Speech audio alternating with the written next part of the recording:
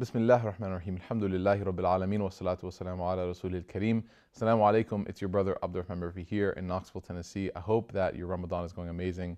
We're here with another episode of our Ramadan Refresher Series. And I know that this Ramadan is phenomenal for a lot of people. I've been seeing a lot of people tweeting about it and Facebook updating about how special this time of year is for people. And it makes me really happy because I feel the same way.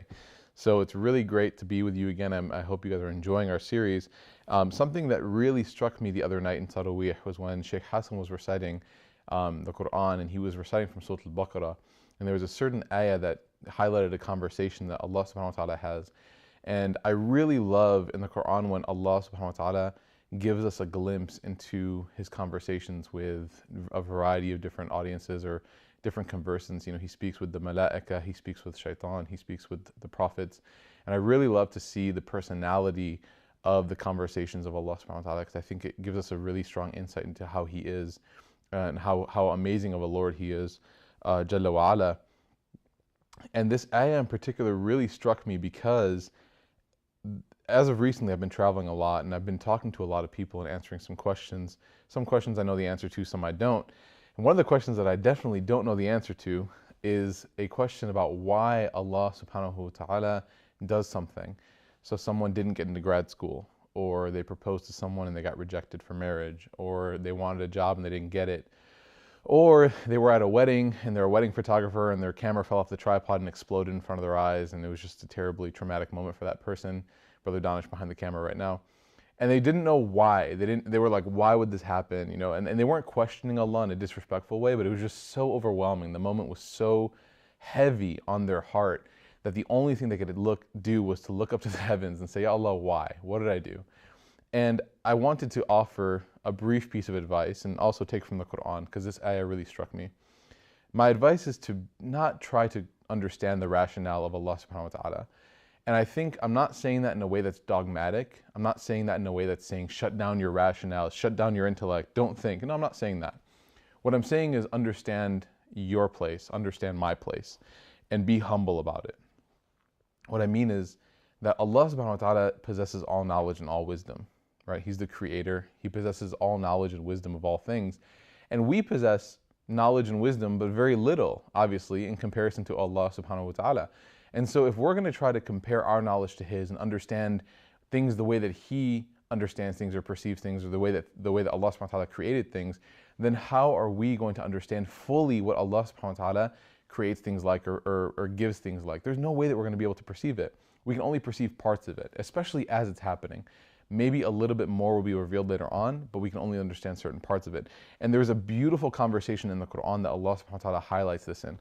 Allah subhanahu wa ta'ala speaks to the angels. And he says in Surah Al-Baqarah in chapter 2 verse 30, وَإِذْ قَالَ رَبُّكَ لِلْمَلَائِكَةِ إِنِّي جَاعِلٌ فِي الْأَرْضِ خَلِيفَةً. He says, and when your Lord said to the angels that I will place an authority on earth. Now Allah is speaking to the angels. The angels are creatures, as we know, that worship Allah day in, day out. That's all they do all the time. They fulfill the requirements that Allah put on them. They are the height of pious creatures. They are the most pious of creatures. Imam al-Ghazali rahimahullah, he says that humans should strive to be like angels because angels enjoy worshiping Allah. So he's saying that human beings try to develop an enjoyment when you worship Allah, that when you hear the Quran being recited, it tastes sweet to you, right? So the angels, very interestingly enough, Allah gives a statement. The angels respond not only with a statement, but with a question, and not out of disrespect, but of curiosity. They say, قَالُوا أَتَجَعَلُوا فِيهَا مَن يُفْسِدُ فِيهَا وَيَسْفِكُ الدِّمَاءَ وَنَحْنُ نُسَبِّحُ بِحَمْدِكَ وَنُقَدِّسُ لَكَ. They say, are you going to create, or are you going to place in it, or on earth, a people who will spread fasad and spill blood and murder and fight and kill each other when we praise and glorify you, and we do so as much as you've created us for? So basically they're saying, oh Allah, you're going to create another creature who's going to cause so much trouble when you have us over here doing everything the right way, everything right. And they're offering a very valid concern, a very valid question. And it seems logically to make sense. Like, oh yeah, well, why would you create people who are just going to spread evil when we're doing all the right things? So the angels don't understand. Again, they're trying to understand the rationale of Allah subhanahu wa ta'ala, and they can't get there. They can't connect to it. So what does Allah respond with? He doesn't give them an answer that's going to make them understand it. He gives them an answer that's going to make them understand reality.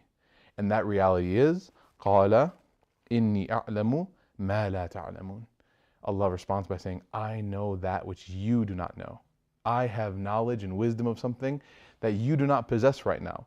So although my action, although this event may not seem to make sense to you right now, O malaika, trust me, it makes sense. Trust me, it's the truth. Trust me, it's right. Because Allah subhanahu wa ta'ala can't do, He's not going to do anything that's not right, obviously. He is the Lord, He's the creator, the caretaker. He's going to do everything in His plan that is part of all khair, that is part of all goodness. So Allah subhanahu wa ta'ala says to them, I know that which you do not know. He says to the angels, understand that your knowledge is limited, your wisdom is limited. Everything that you try to understand is within your capacity, but it cannot go beyond its capacity. This is the answer that we have to think of. Whenever something happens to us in life, whether it's good or bad, and we're trying to understand why, think as hard as you can and come to as many conclusions as you can, but don't ever stray outside of the box of قَالَ إِنِّي أَعْلَمُ مَا لَا تَعْلَمُونَ. That Allah is, at the end of the day, Allah knows everything and He knows why it's happening. Just do your best to handle things as they come. Do your best to roll with the punches. Do your best to enjoy the ups and go through the downs and persevere through the downs, and realize that everything that happens in your life has an inherent wisdom and knowledge to it that's meant to uplift you and make you better than you were before. I ask Allah subhanahu wa ta'ala to make this a advice that is beneficial to us, and I ask Allah subhanahu wa ta'ala to allow us all that has been practiced, that has been said and heard. Sorry, it's late here in Knoxville. Inshallah, I'll see you guys in the next episode. Wassalamu alaikum wa rahmatullahi wa barakatuh.